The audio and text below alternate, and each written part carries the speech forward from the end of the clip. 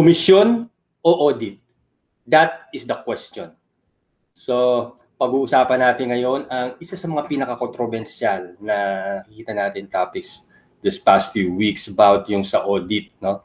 And you know that dito sa auditing, one of the most, I would say, important account na ino-audit is yung cash and cash equivalents. Now, ano ba yung mga salient features nito dito sa cash and cash equivalents? Why is it that important? Because ito lang naman yung kumbaga, yung pinaka-common sa lahat ng transaction dyan na almost present in every transaction. So we're going to talk about what audit of cash and cash equivalents in a while after this. Stay tuned.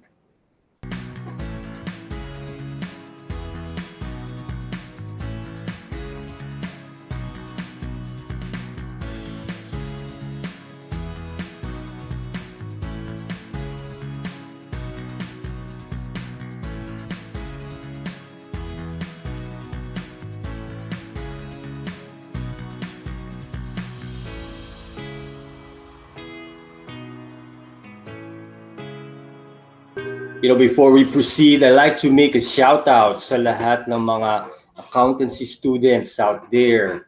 Mga take up ng BS Accountancy. Hello there. So if you want to have your name shout out, just comment.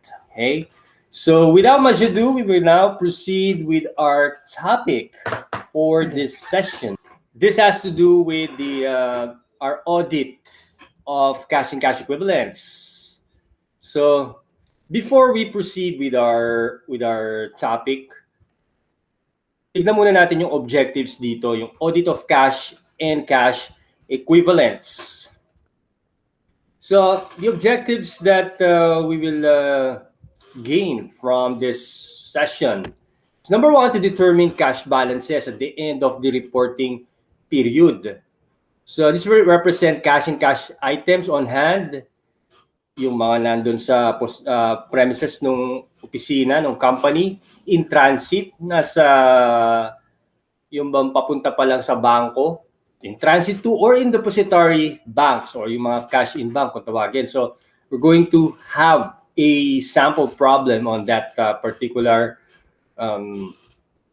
objective. And then the next one we will talk about, one of the audit objectives is to determine cash transactions that have been properly recorded. Yeah, so we're going to talk about that. And finally, to determine cash balances are properly described and classified with adequate disclosures. No, kasi mahalaga itong disclosures na to. No, so kung minsan dito, this is the one that makes the difference sa audit. No, that's why pagka tayo ay nagpapasa ng financial statements, kailangan there are accompanying yung bang notes to financial statement. In fact, this is one of the set doon sa financial statement. Of course, alongside balance sheet, income statement, yung statement of cash flows, statement of changes in equity, and yung NFS. These are the most common. Okay, so let's talk about audit procedures dito sa cash. So, first is to conduct a cash count. Conduct a cash count of undeposited collections, petty cash, and other funds. So, in there, dyan sa pag-conduct ng yung mga cash count, no? So mamaya meron tayong problem relating to that. Obtain a custodian's signature to acknowledge return of items counted. Yung kahera ba, no? Okay, to acknowledge yung siya kasi yung may hawak ng petty cash, yung mga undeposited collections, no?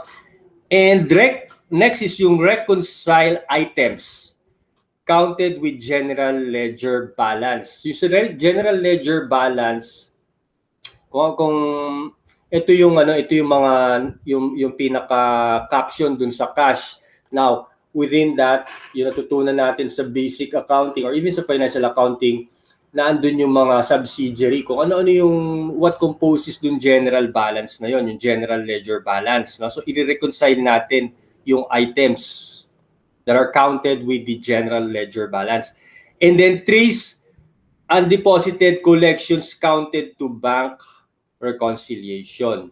Yan. So, pag sinabing tracing, it is like moving forward, no? From the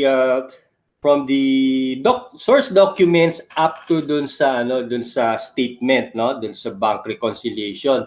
Of course, yung kabaliktaran naman yun, ito yung tinatawag na vouching. So from the yung sa statement back dun sa mga source documents. So you are vouching for that source document, no? And the next is to follow up dispositions of cash items in cash counted. So this includes items, collections, should be traced to bank deposits, yung mga undeposited collections, no? Okay, so should be traced to bank deposits. Yan, yung mga naandun sa deposit, no? Kasi itong mga undeposit collections, hindi nasa possession pa to. Okay, ng company, undeposited pa nga eh. And then so it should be traced to bank deposits. Okay, of course dun sa kasi may dalawa yan, meron yung bank balance saka yung may book balance. So mamaya pag-uusapan natin yan. So para mas maging concrete. And then next is yung checks accommodated in petty cash should be deposited after the count to establish their validity. So we also have yung a case or yung problem with the petty cash. And then IOUs, ito yung mga sa petty cash. IOUs in the petty cash should be confirmed and traced to collections in the next payroll period. Pag sinabing IOU, as the word suggests, I owe you. Baga, yun lang yun, no? Okay, IOU, so naandun yun, kumbaga parang receivable yun, no? Okay, dun sa which is part of the petty cash, no? So IOUs in the petty cash fund, petty cash should be confirmed and traced to collections in the next payroll. No? Yeah. And then expense vouchers should be traced to the succeeding replenishment vouchers. So dun sa petty cash na mamaya gagawin natin, meron tinatawag na mga expense vouchers. Ito yung mga maliliit na expenses na i-incur no, during the period. Okay, so pagka titingnan, no, minsan yung mga resibo, yung mga liquidation, so naandun yung mga so saka pa lang i-record yun as expense. So yung expense vouchers na yon, no, yung mga pinanggamitan let's say sa pagbili ng stamps, yung mga maliliit na, or let's say travel fund, no, yung mga short distance travel, no. Okay, so should be traced to the succeeding replenishment. So pagka nag-replenish na, kasi yung petty cash nire-replenish yun, no. Okay, once na merong especially pagka impressed cash, petty cash, no, which is naka-set siya, let's say for example 10,000. So 10,000 yan. So meron doon, may mga nagagastos doon out of that 10,000. So pagka nag-deplete na yung petty cash, i-replenish yun. Okay, and then coordinate cash count with count of marketable securities and other negotiable assets of the client. So kailangan rin ma-determine yung mga marketable securities from the cash, no, and cash equivalents, and obtain confirmation of year-end fund balances of cash not counted in branches or other offices. Ayan, so ito kasi may mga branches yung opisina halimbawa, no? So ito yung mga kailangan ng confirmation, yung mga year-end fund balances nila. Okay, and then next, the audit procedure is confirm bank balance by direct correspondence with all banks in which the client has had deposits and loan during the period. So ito, no? So kasi pagka third party yung confirmation, ibig sabihin hindi mismo yung company, no? Mas persuasive yung evidence kasi ano yan kumbaga third party yan, no? Especially sa bangko, no? Sabi nila. so by direct correspondence, if you're the auditor, no? Okay, so yun yung direct correspondence with all banks in which the client, kung saan nakikipag-transact yung kliyente mo, no? If you're the client, has had deposits and loans during the year, no? So at least pwede mong having that yung bang outside evidence coming from this independent financial institution, no? Okay, and confirming them has more yung bang persuasive evidence.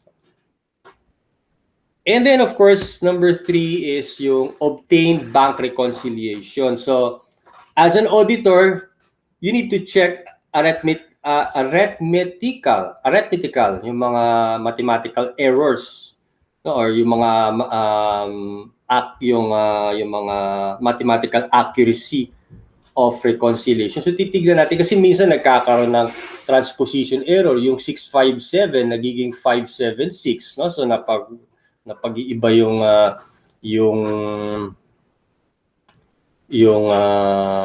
bang placing ng numbers, no? Or trace balance per book to the general ledger balance of a cash account. So yung per book, no, iti-trace dun sa general ledger balance of cash account. So by tracing, so pupunta ka dun sa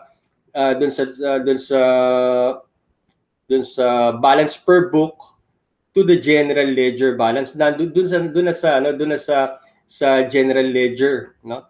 Okay, so you go to the general ledger tracing, parang moving forward, no? Okay, from the balance per book, ito yung balance ng per book, no? Ito yung mga items, tapos titignan mo kung itong mga items dito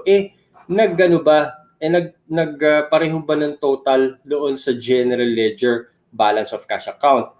And another thing is yung trace balance per bank to bank statement and compare with amount confirmed by the bank. So this is also one of the audit procedures that is needed dito sa cash, audit of cash. And then establish authenticity of reconciling items by reference of their respective sources. Like, for example, yung mga bank debit, saka yung mga credit advices.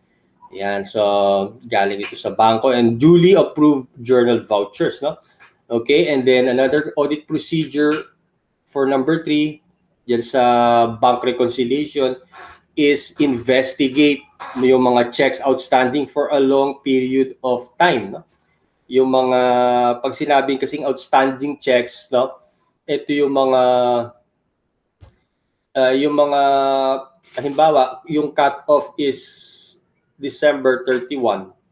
So naiano na yon na naibawas na sa company yung check-in na yon, no? Doon sa kanilang balance per book, pero doon sa bangko hindi pa pumapasok siya doon sa as of December 31. Ayan, so paano natin yung i-imbestigahan? So investigate yung mga checks outstanding for a long period of time, consider yung mga adjustments, especially if the check is already stale. So mamaya baka more than 6 months na yung check. So well, that would kung nakalagay siya as bawas dun sa cash, no, where in fact hindi pa naman na yung bang wala pang stale siya or nandun lang siya, no, hindi pa siya na di-disburse, no? So you have to reverse, no, or ilalagay mo, a-adjust mo ulit yun into cash. So dapat naka-adjust ulit siya dun sa cash, no? Okay, and then consider the possibility of an erroneous preparation of the check. And next is yung investigate any unusual reconciling items. And finally, where internal control over cash is weak, consider preparing a proof of cash reconciliation. Kasi kung minsan sa internal control, ito yung, kumbaga dito yung nandito yung pinaka-sistema ng kanilang cash recording. Now, paano mo masasabi kung weak yung kanilang internal control? Kung halimbawa, yung mismong kahera saka yung accounts receivable clerk ay iisang tao. So pwede niyang hindi munang i-record yung yung pera, no? Okay, so hindi na muna niya i-record, no? Pwede bulsa muna niya. Pero ano na yun, no? Pero that has already been yung bang nakolekta na, no? Okay, so those are the some of the weakness in internal control involving sa cash. And number 4 is obtain cut-off bank statement showing the client's transaction with the bank at least 1 week after the reporting date. So, yun, yung cut-off, yung tinatawag na cut-off bank statement showing the client's. Okay, so trace year-end reconciling items like deposit of the year-end deposit collections, completeness of year-end outstanding checks, and yung mga correction of bank errors. Kasi baka mamaya may mga bank, meron din naman, well, it's also, inevitable na yung bangko nagkakamali rin, no? So, for example, yung mga baka na-debit dun sa account nung company pero sa iba pala dapat i-debit, no? So those are the typical bank errors na i-debit. Pag sinabi na debit ng bangko, yung sabihin na bawas dun sa account mo pero yung pera pero dapat dun sa ibang company pala yon, no? Okay, maaari kasi magkapangalan, no? Okay, so sounds like, no? Okay, and then examine supporting documents of year-end outstanding checks that did not clear in the cut-off bank statement. So yun na nga, yung mga outstanding checks na hindi nakaabot dun sa cut-off na, let's say kung December 31, baka mabawasan na siya yung January na, no? Okay, yung bank balance. So yun yung mga kailangan gawin ng isang auditor, no, to examine yung mga supporting documents of year-end outstanding checks. And number 5, obtain a list of interbank transfers of funds a few days before and after the reporting date. Yung mga transaction nung company with itong mga bangko na to, no?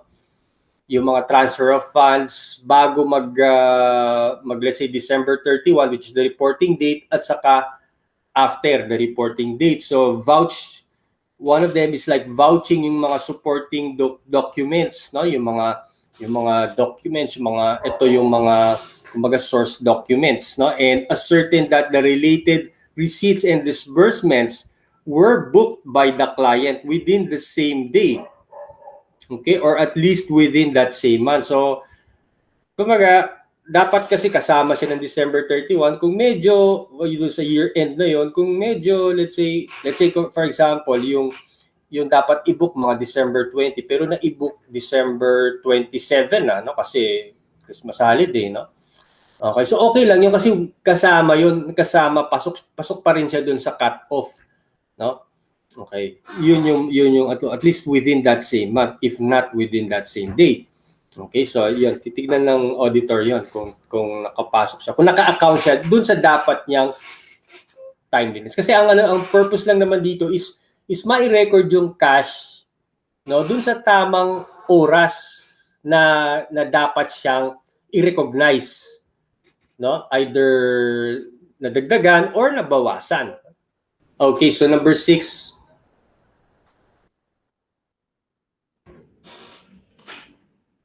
Okay, this is done such as comparing dates of checks returned with cut-off bank statement to dates of recording in the cash disbursement register. So kinakailangan one of the sound audit procedure is to compare yung dates na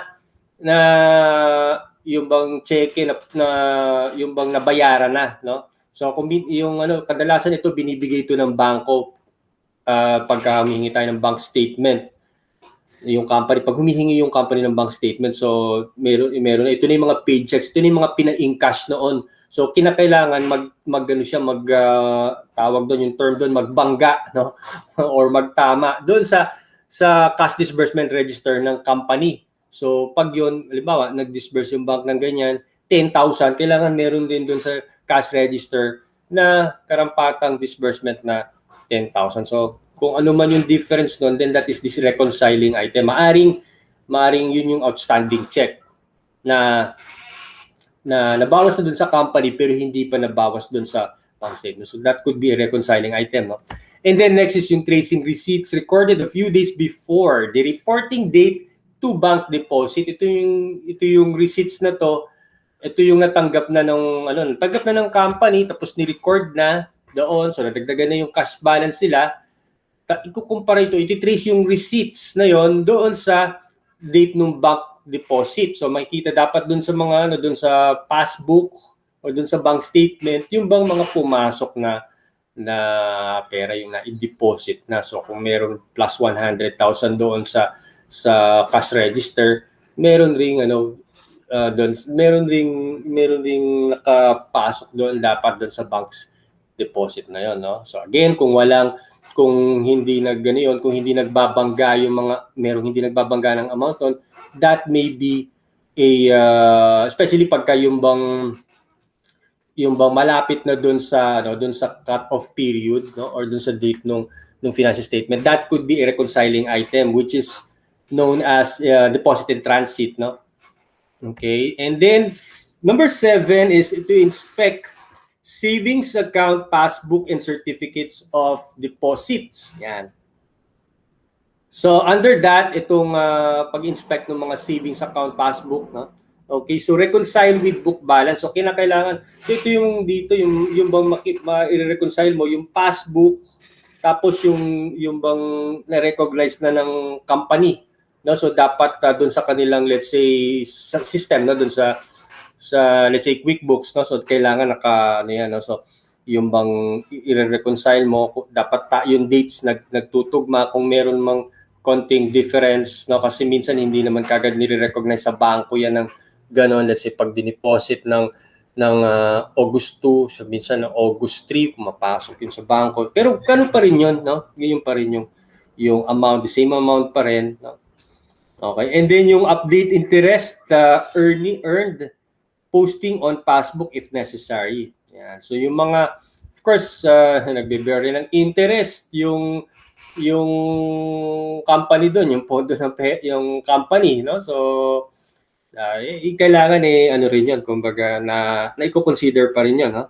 Okay. So and then compare balances with bank confirmation reply. Yan. So ito yung mga mahalagang kailangan gawin, no? So yung bank balances at saka yung bank confirmation, no, kasi kinonfirm na ng bank, so that is kumbaga third party, no? Okay, so those are kumbaga parang kino-confirm mo kasi ito yung hawak mo, ito yung sinasabi ng company. So by confirming from a third party such as a bank, no, it has more kumbaga weight, no, mas meron siyang bigat kasi coming from a third source, no? Okay, or outside source. And then number 8 is determine any restrictions on availability of cash, no? Kasi merong mga restricted na cash na hindi naman kasama dapat doon sa cash and cash equivalent. Maaring investment siya, no? Okay, so those things, no? Okay, kasi isa sa mga halagang malaman natin dito sa audit of cash and cash equivalents is to understand yung items na kasama doon sa cash and cash equivalents, no? So ibubukod natin yung mga hindi kasama. And then finally, determine proprietarity of financial statement presentation and adequacy of disclosures, no? So yung proprietary, no?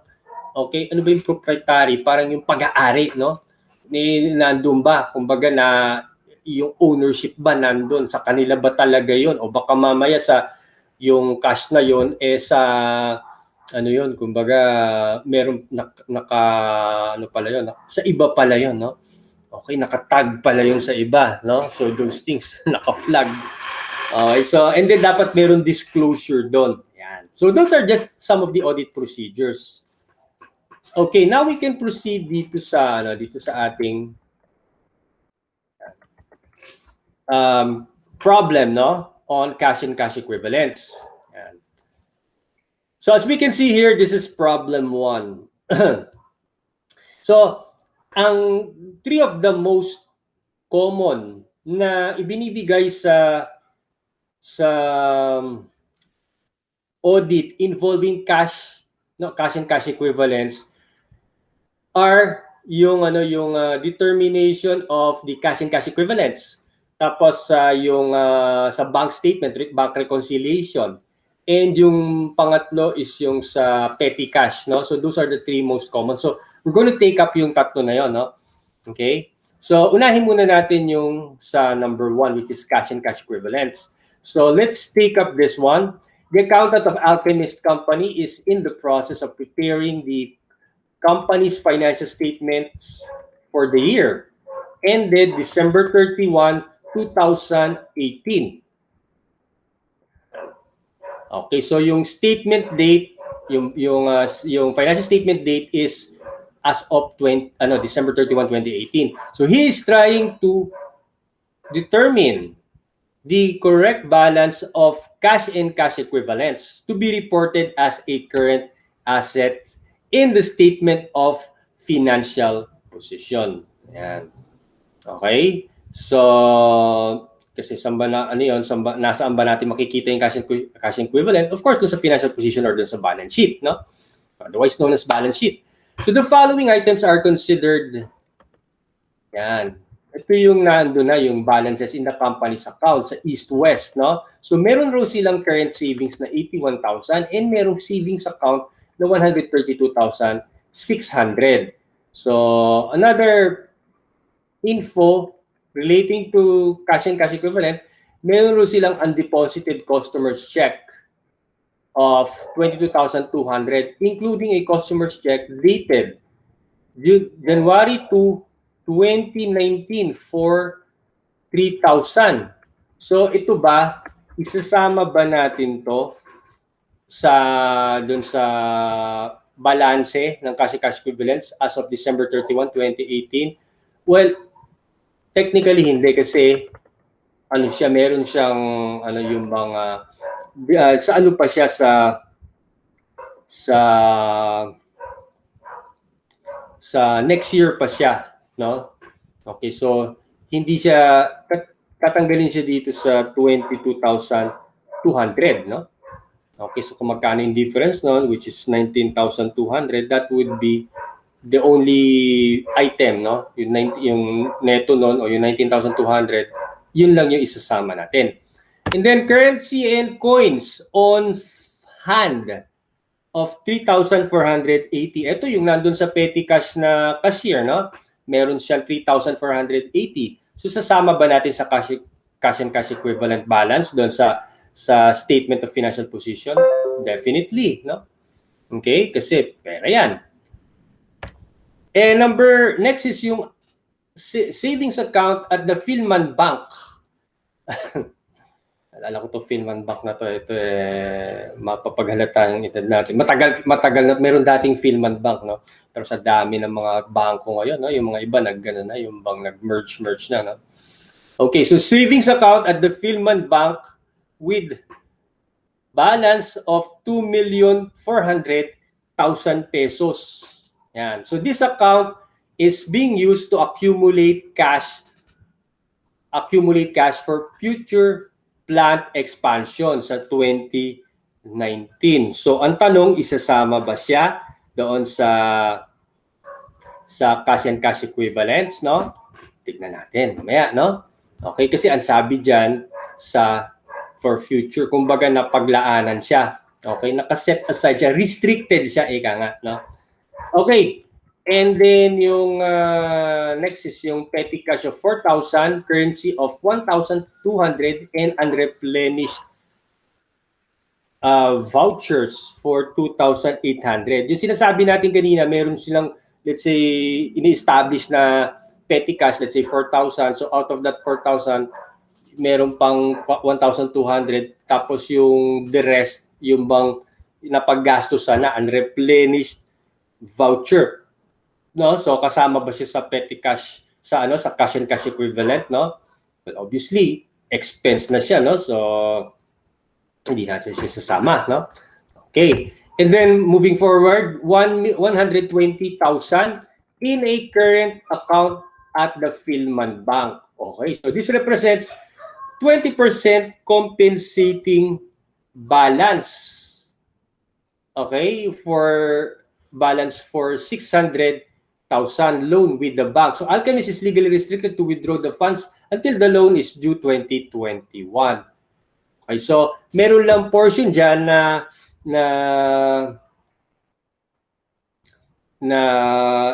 isasama natin dyan, no? Kasi naka-time deposit siya, no? Okay, as part of the cash and cash equivalent, no? Okay, and then yung treasury bills, as we could see here.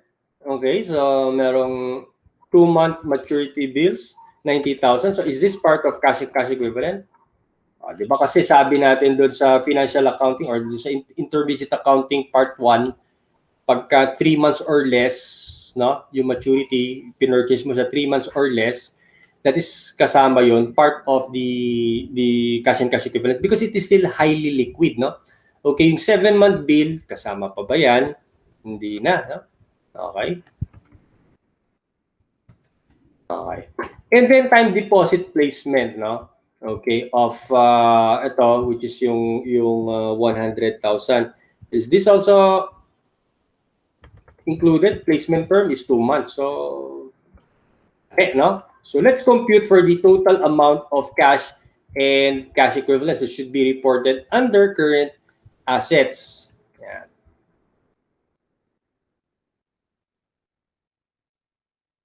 So, anong unang isasama natin dyan? Savings account, current accounts ng East West. Okay? East West. East-West yan, hindi yan East-West. Okay. So, this is, how much is this one?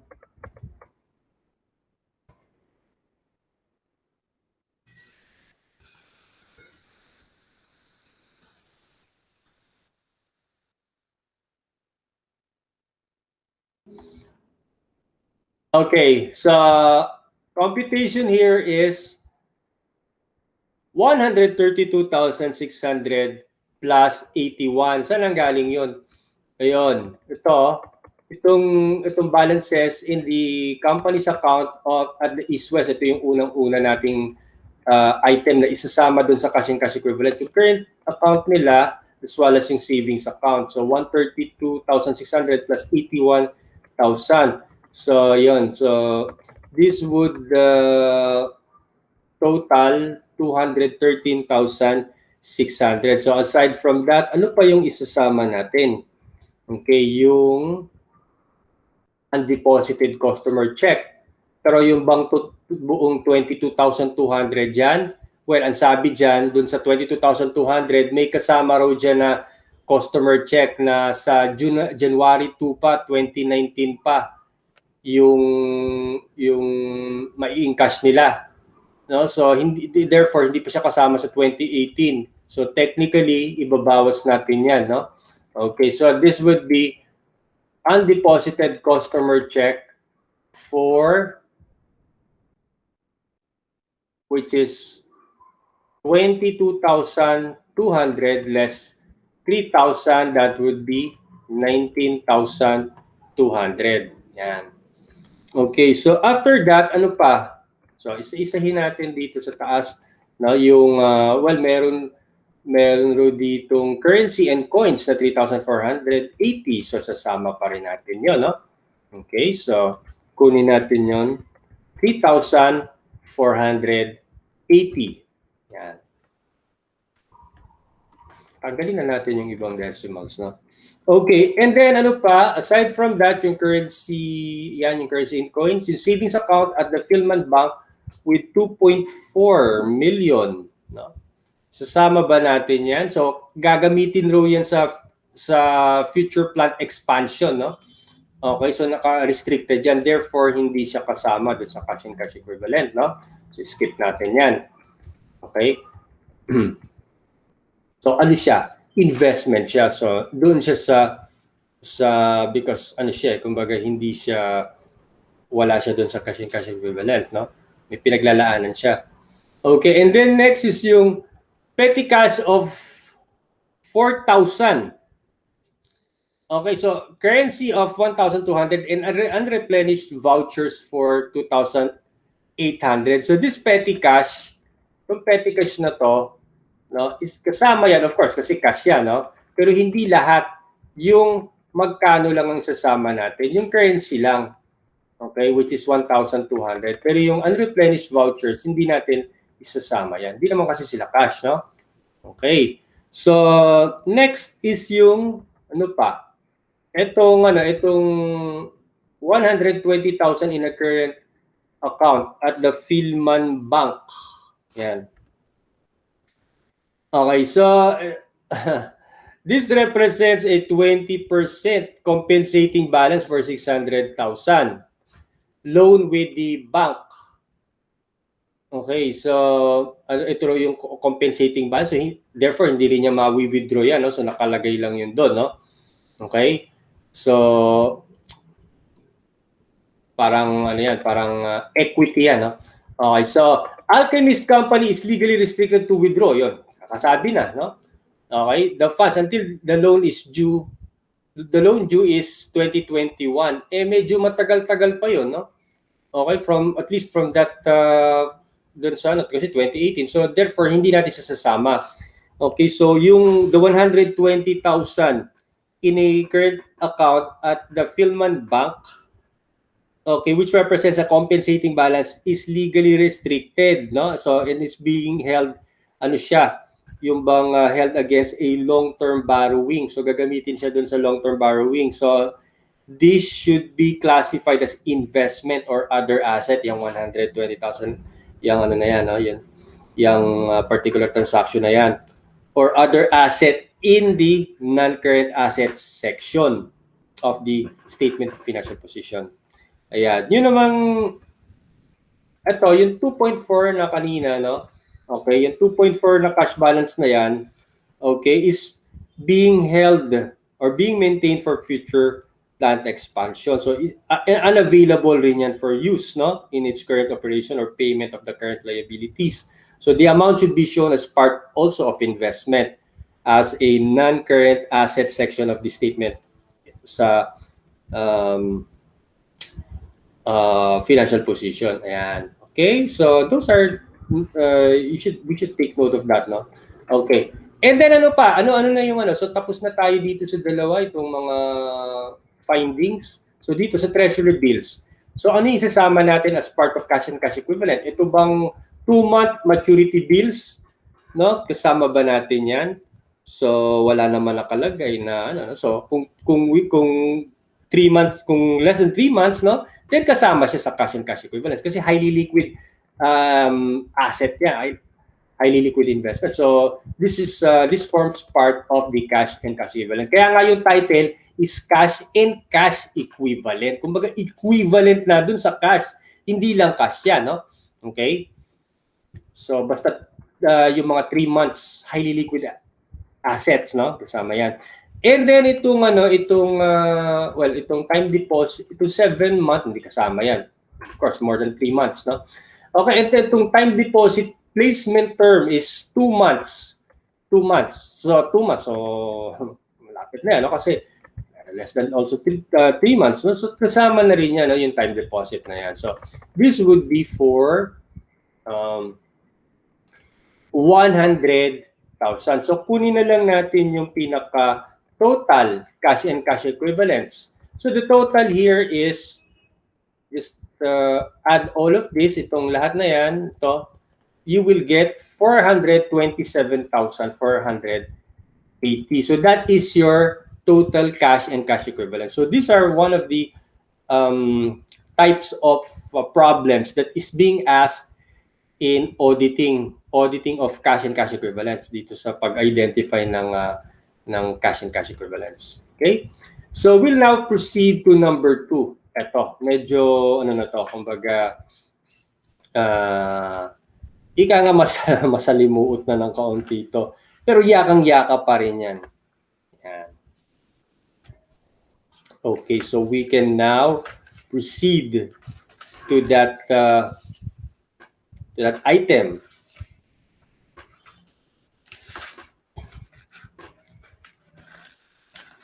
So problem 2 is about bank reconciliation. So the accountant of Erwina Company. Yeah.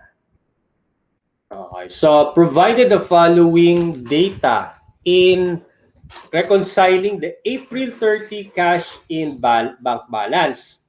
Okay. So ito yung bank balance niya. No? So balance per bank, ito yung sa bangko. No? Nung April, galing sa bangko yan. No? Nung April 30 is 130,350. Okay, hindi natin masasabi na ito yung tamang cash balance kasi this is the cash balance per bank as far as the bank is concerned. Ito yung mga ni-recognize niya.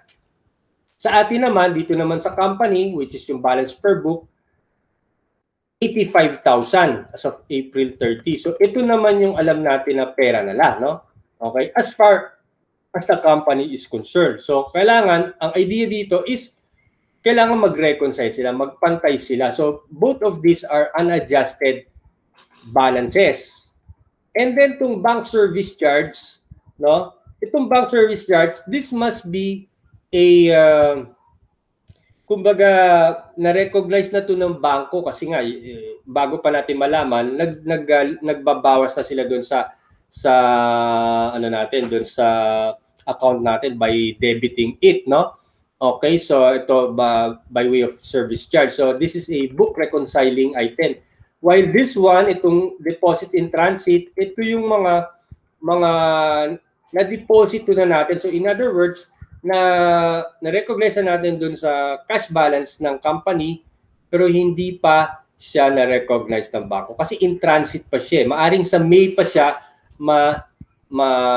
kumbaga ma-consider ng bangko or ma-recognize ng bangko. And then yung outstanding checks, ganun naman, no? Kaya lang kabaliktaran nga lang kasi ito binawas na natin doon sa libro natin, no? Doon sa cash balance natin. Pero doon sa sa bangko hindi pa nila nababayaran yan. So maaring next month pa yan mag-reflect, no? Okay. And then ito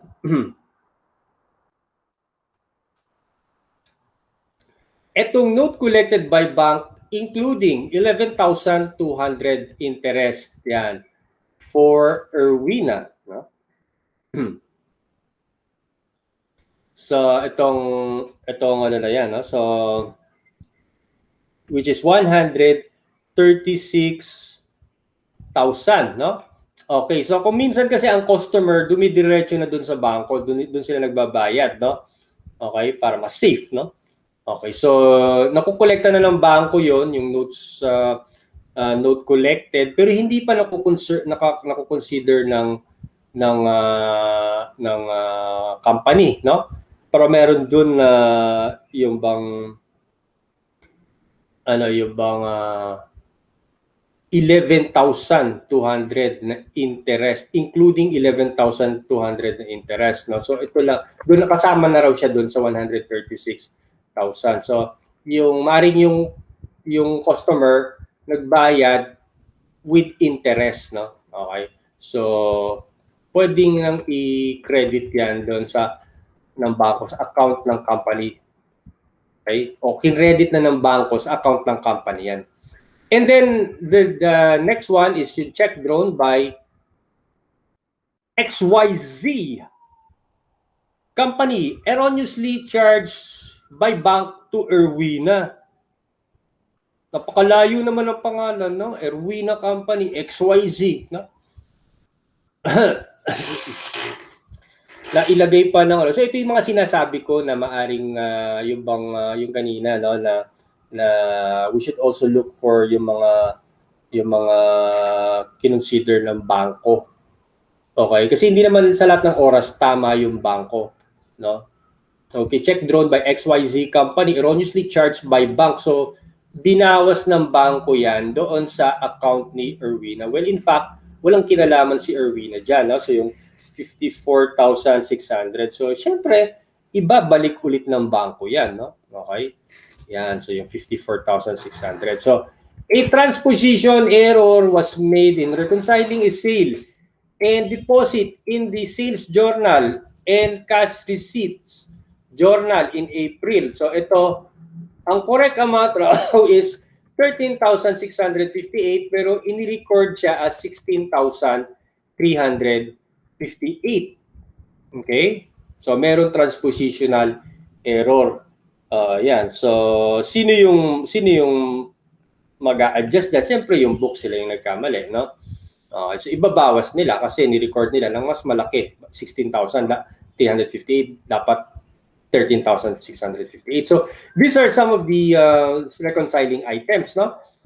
So in computing for the adjusted cash account as of April 30. So again, let's look at the solution. Yan, yung pinapakaabang-abangan mo. So yung unadjusted balance dito sa book, yung kaninang nakita natin, we have 85,000. Ayun, yung nakita natin dito, no? Okay, yung 85,000 na yun. Yun. Ito, yan. And then of course, dun sa balance per bank naman, magkano siya? Yung nakita natin, 1/3. Magkano siya sa bangko? And this is 130,350. Ayun siya. Yun. And then, ano yung mga reconciling items? So, ilagay natin dyan yung reconciling item. The first is the bank service charge. Yan. So, sequence na lang to, no? Pababa, yan. Bank service charge, magkano? 2,000. So, kanino natin ibabawas yan yung service charge? Kasi kabawasan yan Service charge Siyempre, kinonsider na ng bangko yan. So, i-consider natin, ililess natin siya dito sa book, yung sa company. Okay, na 2,000. Okay, so hindi pa kasi natin na-consider yan.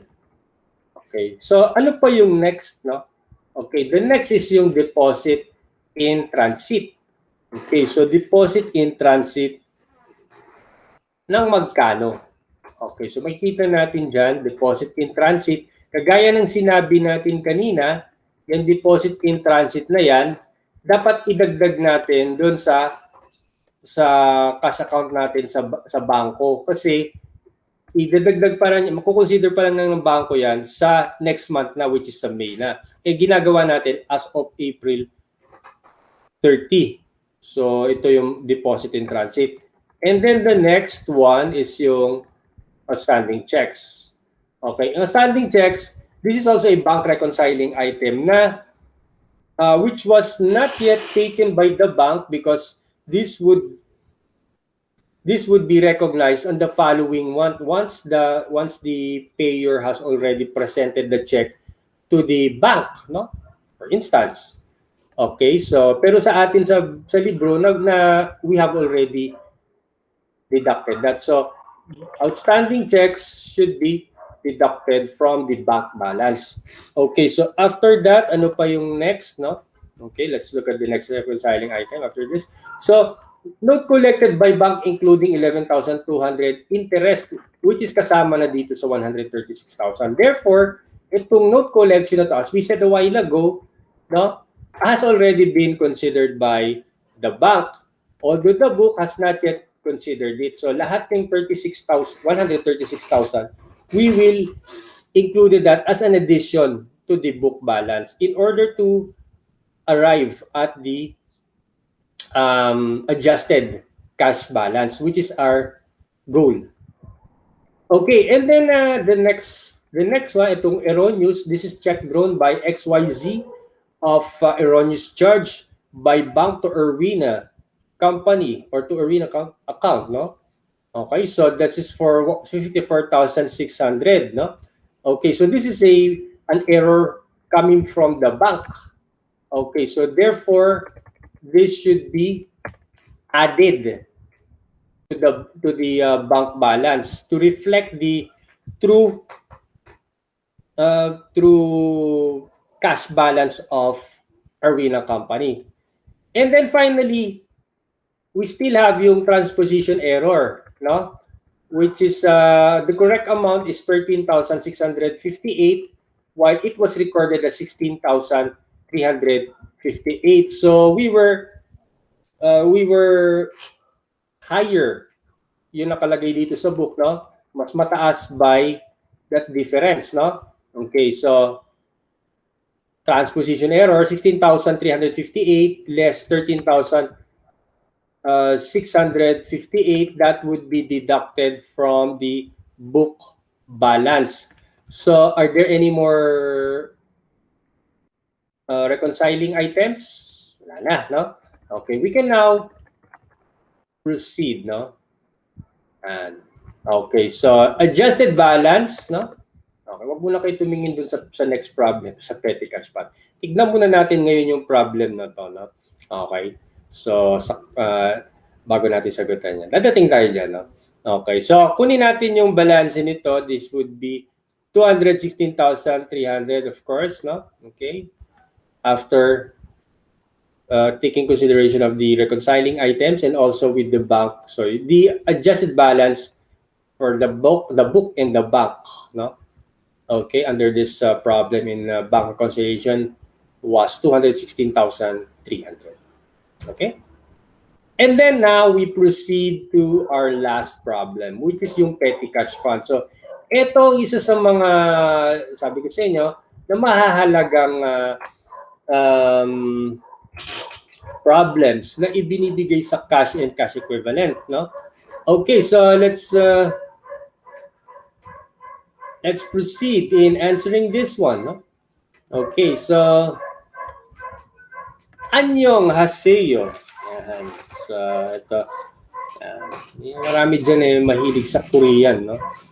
Okay, Korean telenovela, Korean barbecue, no?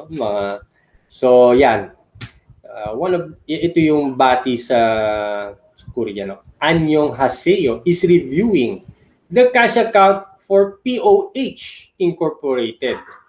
Anyong haseyo's review will focus on the petty cash fund for the month ended May 31, 2020. Yan.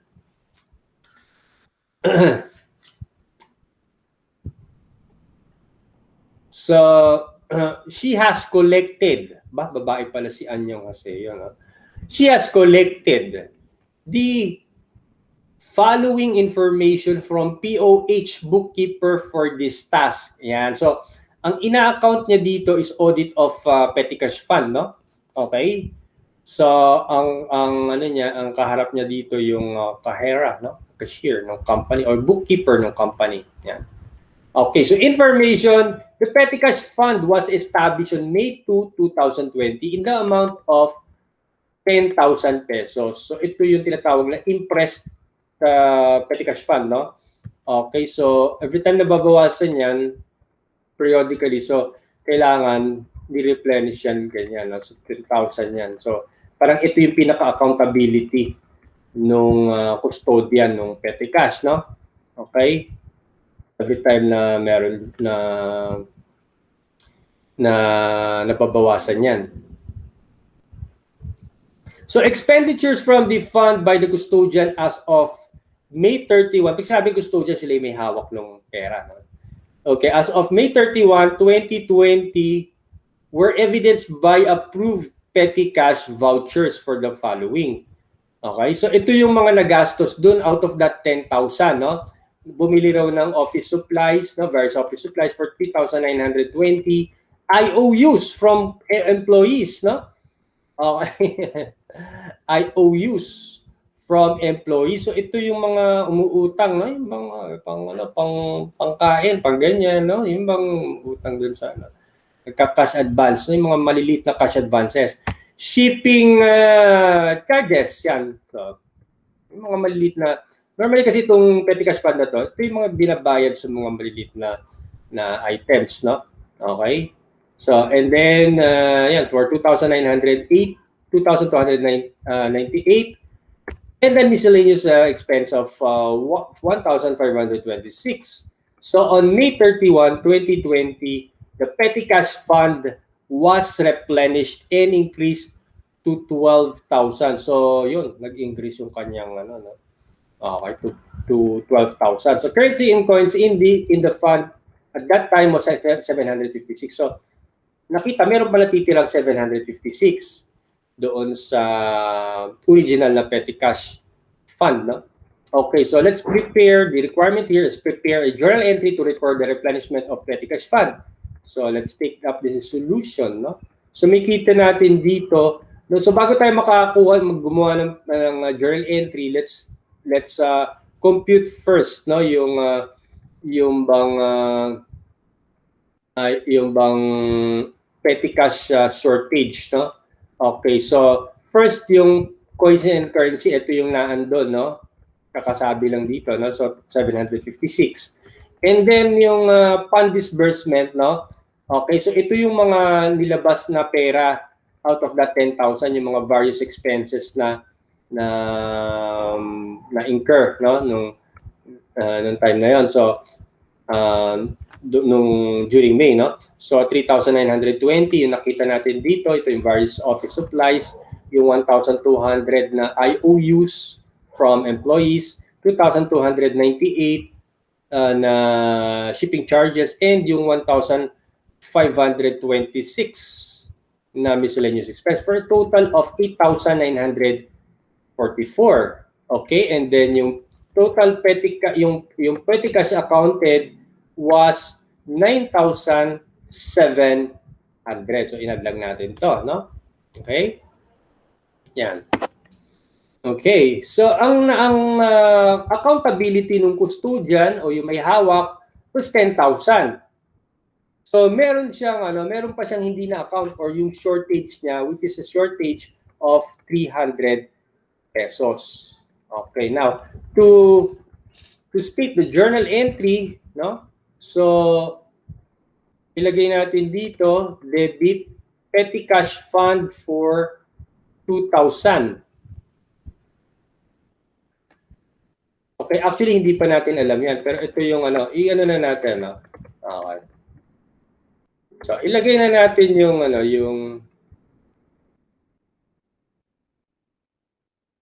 okay, so let's reveal the journal entries. Yan. So makikita natin dito base doon sa transaction natin, no? Okay, yung mga office supplies, accounts receivable na yan, yung mga IOU, shipping expense, no? Okay, so we have debited that kasi mga expenses yan, no? Sari-saring mga expense vouchers yan, no? Including the miscellaneous. Yan. Okay, now yung additional na petty cash fund kasi from 10,000 to 12,000, no? So ito, so that is additional 2,000, no? Okay? And then yung shortage kanina na cash, yung i-record na natin yan. So 300. So therefore there is a credit to the replenishment, no, of cash of 11,244. So iyan yung ilalagay pa doon sa petty cash fund na in-increase na to 12,000, no? Okay, so increase of petty cash fund which includes a credit to 11,244. So those are the most common examples na tinatanong sa audit of cash and cash equivalents. So if you have any questions, you may want to ask, no? So just comment, and of course you can suggest also topic that you want us to discuss, no? And more of this auditing problems in the future. Okay, so stay safe, God bless, and stay healthy.